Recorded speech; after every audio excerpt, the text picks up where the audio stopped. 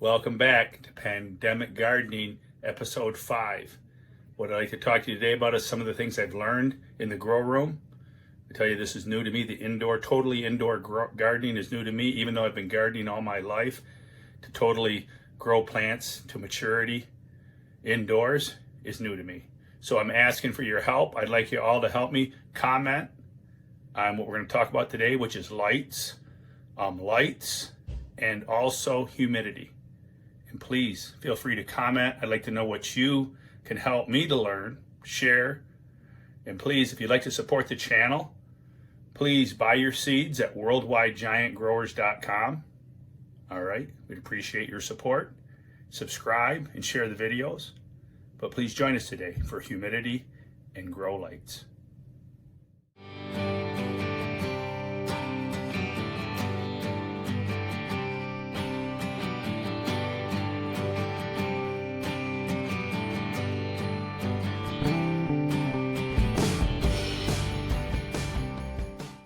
Welcome back to the grow room. I'd like to show you first, I'll show you the growth we're getting. The green pepper, the colossal green pepper. And I actually messaged John Newenoff in Canada. This came originally from his 520 gram green pepper grown in Canada back in 2014, which is a few generations away from the world record, which is currently held in the United Kingdom by a grower. It's 1 pound, 9 ounces is the world record green pepper. So this is something we're just doing for laughs and giggles. But here's my green pepper. She's moving along nicely. But one thing I had noticed, we talk about today is stress. I noticed the leaves right from the beginning, the stress on the leaves, this kind of stuff right here. And I talked to my friend Dave. I'm constantly counseling other people. Dave, my good buddy who worked at a nursery for 30 some years. Chris Kent from Sevierville, Tennessee. I'm constantly getting second and third opinions so I don't miss the obvious on a lot of stuff. I've always done that. Try to keep an open mind. But with the stressed out leaves, I'd like to link this video back to Danny Mason just recently put out. My good buddy Danny Mason from Wisconsin. Here's a shout out to you, Danny. I thank you so much for putting out the video on talking about lights. Danny had figured out that he had used too much lights and the young seedlings couldn't handle the stress. And I mentioned a couple videos back that I'm using a $250 bulb. It's a multi-bulb grow bloom bulb, and I thought that would be ideal for my green pepper, and it probably is, but not so ideal for these young seedlings. They really can't handle it. As I've noticed here, as you can see with these radishes, we've got some stressed out leaves. They're just not, they don't have a big enough root system to handle this metal halide. So you'd be better off in a situation like this if you're growing pandemic vegetables. You'd probably be better off with T5s, fluorescent lighting, the lettuce over here. If you notice, I've moved my lettuce. It started out in video 1, episode 1 in the middle. In episode 2, I've slid the lettuce over to the side. So it's not directly under the light because lettuce does not need a lot of light. So the lettuce is doing wonderful. I'm about ready to make Mama Bubba a salad. So I'm really liking it. Actually, I ate some the other day. It's pretty good stuff.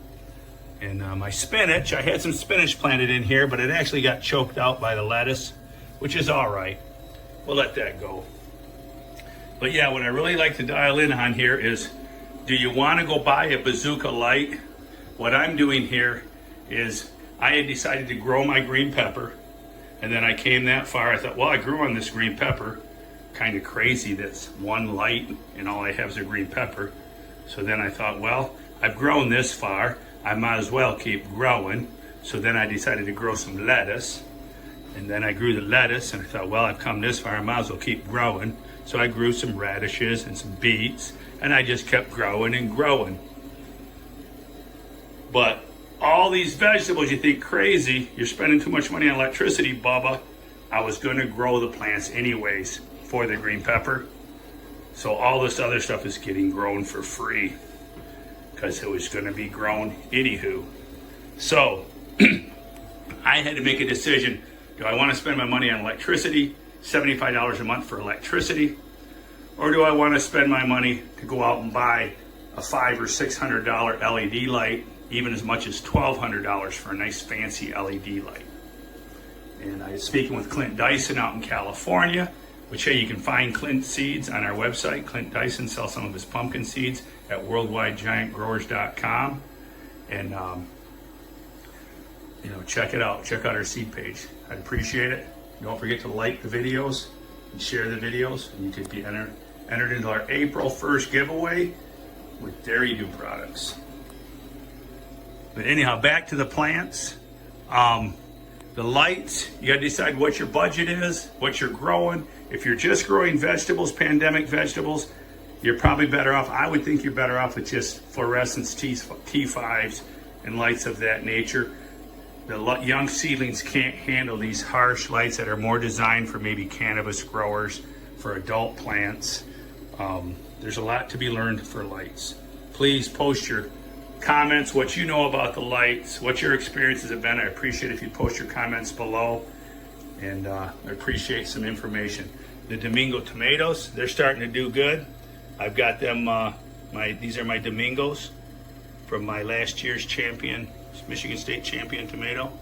They're doing good. This here is a 9.65 Marley world record tomato seed. All of a sudden they started popping up like crazy. I was thinking they weren't going to germinate. They got great germination. The other problem I found was humidity. Humidity seemed to be a problem. Again, I talked to my buddy Dave, and he was like, humidity might be a problem combined with, the light stress. You might also have a humidity issue. So as you can see, right now in here, we're about 45% humidity. All right, and without me helping it along, we'd probably be under 40. And I come in here, I come up with a couple of ideas. Here's one of my ideas to add humidity to the room, is I filled a pitcher with water, put a floating ball in it, and it keeps that towel, the moisture wicks into the rag, and I place that in front of the fan. So it's blowing across there, throwing some moisture in the room. And I also got this idea from Dave, a wet towel.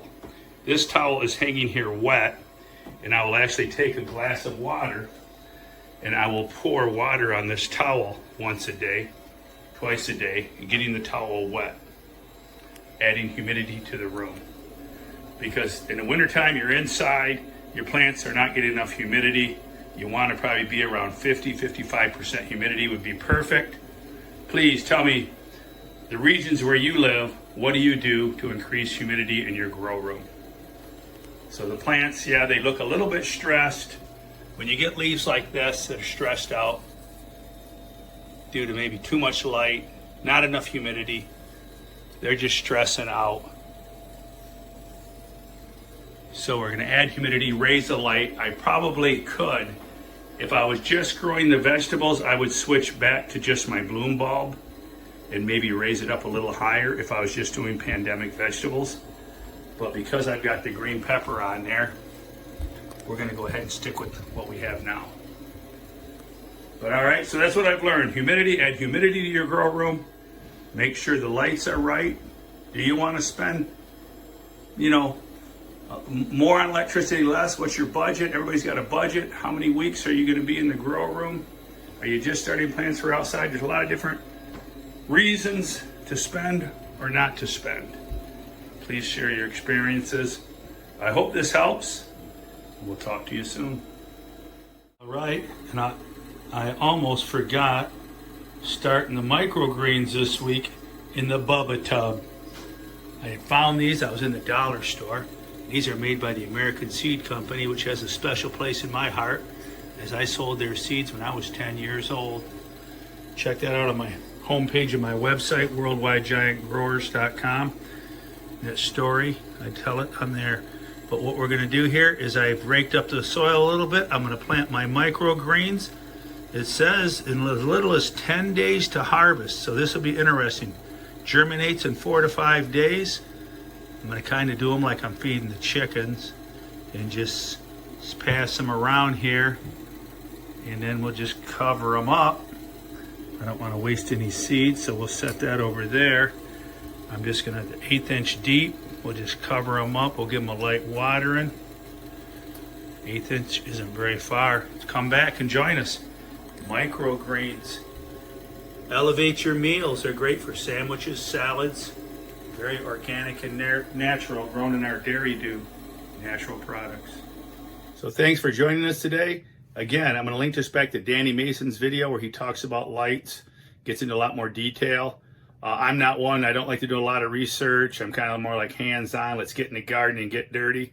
But thanks to guys like Danny doing the research. Watch his video, check it out, and you'll learn. I know I learned from it, and I really appreciate that, Danny. And like I say, please share your comments and suggestions on what you do to keep your indoor plants growing nice. All right? Remember, keep it a secret, but go tell a friend. Bubba's sharing garden tips around the world.